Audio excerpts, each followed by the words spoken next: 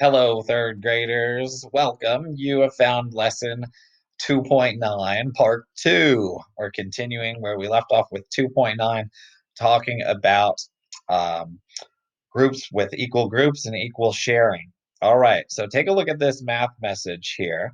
It says Beth needed to buy 25 dog treats. She wants to share them equally with five dogs at her doggy daycare. How many treats will each dog get? So take a look at the two different ways that where two different students have solved this. We have James did this and Mary did this. So take a moment and first I want you to decide who solved the problem correctly. Now I want you to tell me why you think that. Why do you think that person is correct? Okay, now, right, we really want to look here, we can use our answer and look back at the question being asked. Remember when we talked about that? How many treats will each dog get? So Mary says each dog will get 125 treats. Does that make any sense? No, right? Because she only bought 25 dog treats. So each dog can't get 125. So and one of our key words here is share, right? Remember, division is sharing. We're just splitting things up with division. So she had to share those among those five dogs. Each dog gets five treats. That's a normal number, right? At least in this problem, because we know that the number is going to be smaller because she's splitting them up. So sometimes we have to create equal groups like this, and sometimes we have to share with dividing up equal groups like this.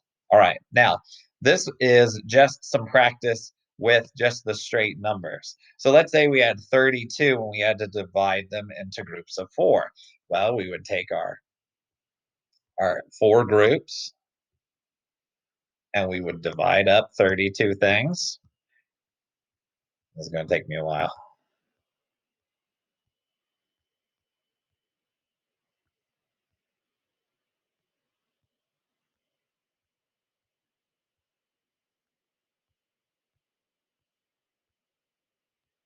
31, 32. Whew, thanks for waiting. And then to get our answer, we just count in one of these groups. So 32 divided by 4 equals, oh, too far, equals 8, right? So that's one way to solve equal groups when we're splitting things up. We can also have equal groups like this, 6 times 6. So now we have 6 groups and we put 6 in each one. I'm going to put a 6 here. 6, 6, 6, 6, 6, 6. Okay, or you can put 6 little tally marks in each one. And then our job here when we're multiplying is to find the bigger number, right? So 6 times 6, when we multiply that, we would get 36. All right, so sometimes you're doing equal groups where you know the total and you have to divide them up.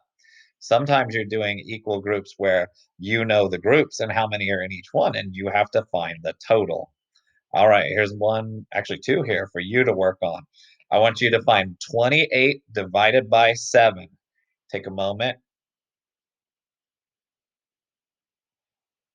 Okay, so you should have drawn 7 groups and then split up 28. And the answer here, if you count one of your groups, you should have gotten 4. Now, if you didn't get 4, check your picture. And if you didn't get 4 and didn't draw a picture, you need to make sure that you do that, okay? Because that's part of our activities here. You need to be responsible and complete the activities as instructed. Now do a multiplication one.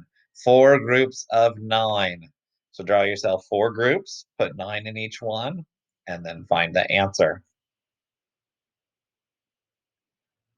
Did you have 36? If you did, you are right. All right, so now we're going to use these skills to answer some word problems. So watch Mr. White do this one. I went to the golf course to hit balls with my dad. Each bucket of balls cost $7. We hit a total of 4 buckets of golf balls. How much money did we spend on buckets of golf balls? All right, so each bucket costs $7 and they hit 4 buckets. So I'm going to draw my 4 buckets and I can realize that we're not splitting anything up here, right? My answer is going to be more than seven, right? Because it's going to be 4 groups of seven. $7 for this one, this one, this one, and this one, right? I'm not dividing anything. I'm not splitting anything up. So this is a multiplication problem. 4 times 7. 4 times 7. If you want to group these are both 14. If you add together 10 plus 10 and 4 plus 4, your answer is 28. Okay, so first I had to decide whether I was going to multiply or divide, and then I drew my picture to show that. All right, let's take a look at this one. Michael has 36 rocks in his rock collection. He kept them safe by storing them in 4 different bags. How many rocks does he have in each bag? All right, spend a moment and think about this first. Are we going to have uh, a lot of rocks, or are we going to be splitting up the rocks into groups? Dividing them, right? We're splitting them up. We're putting them in 4 different bags. Here's this word each. Each often is a dividing word also. So, what are we going to do? You need to put 4 bags here. 2, 3, 4. And then you're going to start putting these 36 things in bags. I'm not going to do it for you. You're going to do that.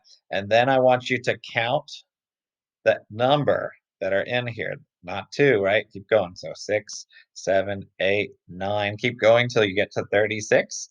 And then tell me what you think. Hey, the answer here is 9. If you kept doing that like I was doing and went all the way up to 36, in each one you will have 9. Okay, and our number sentence, 36 divided by 4 equals 9. This one was a dividing problem because we were splitting something up. All right, so you have a task here today that is called 3 in a row. So your goal here is to solve problems to make 3 in a row. You're going to have a grid that looks like this. Now, can you do all of the 9 problems? Yes, absolutely. But what you have to do is find 3 in a row to make a tic-tac-toe of problems that you can solve. So let's see. You could solve these 3 in a row. 1, 2, 3, right? So you could solve those. You could solve, if you want to go diagonal, you could solve these 3. 1, 2, 3.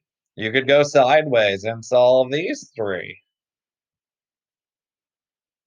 1, 2, 3. There's lots of different directions that you could go, but your job is going to be to solve 3 in a row. Now, can you just do can you just be like, oh, I like this one and this one and this one? Nope, that doesn't work, right? Because that's not 3 in a row. Your file will look like this, okay? And now, I know that you can't really draw your picture on here unless you really wanted to print this out. But in your notebook, right, you have your math notebook, you can write all these problems.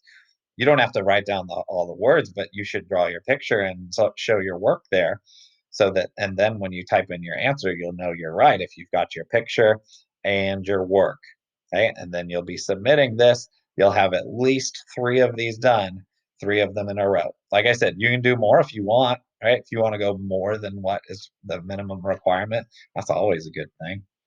But you have to make sure that you can solve 3 in a row.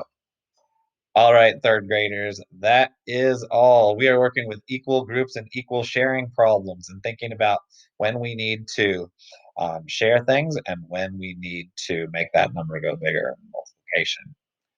If you need any help with anything, be sure to reach out to me and good luck.